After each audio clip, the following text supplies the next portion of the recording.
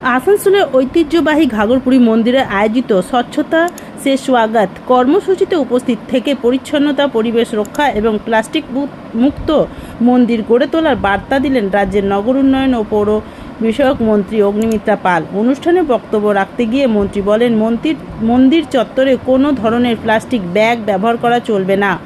পাশাপাশি গুটখা, পান মশলা, তামাক জাতীয় দ্রব্য খাওয়া বা বহন করাও সম্পূর্ণ নিষিদ্ধ থাকবে। মন্দিরের পবিত্রতা পরিবেশ বজায় রাখতে সকলকে এই নিয়ম মেনে চলার আহ্বান জানান তিনি। অগ্নিমিত্রা পাল বলেন, প্রধানমন্ত্রী ও মুখ্যমন্ত্রীর নির্দেশে দেশজুড়ে এবং পশ্চিমবঙ্গে স্বচ্ছতা যে স্বাগত কর্মসূচির পালন করা হচ্ছে। তিনি বলেন, যেমন নিজের বাড়ি পরিষ্কার রাখা হয়, তেমনি বাড়ির সামনে রাস্তা, বাগান ও আশেপাশের পরিবেশও পরিচ্ছন্ন রাখা প্রত্যেক নাগরিকের দায়িত্ব। অনুষ্ঠানে মন্দির পরিচালন কমিটির সদস্য, প্রশাসনিক আধিকারিক, পৌর প্রতিনিধি সহ বহু ভক্ত ও স্থানীয় বাসিন্দারাও উপস্থিত ছিলেন।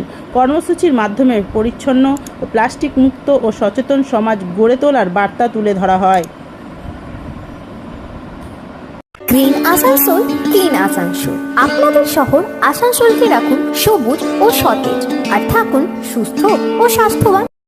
बिक्री कर रहे, हम मंदिर कमेटी को बोलेंगे प्लास्टिक नहीं बिक्री होगा, गुटखा नहीं बिक्री होगा, स्मोकिंग का सिगरेट, बीड़ी नहीं बिक्री होगा, प्रीमाइसेस के अंदर नहीं बिक्री होगा।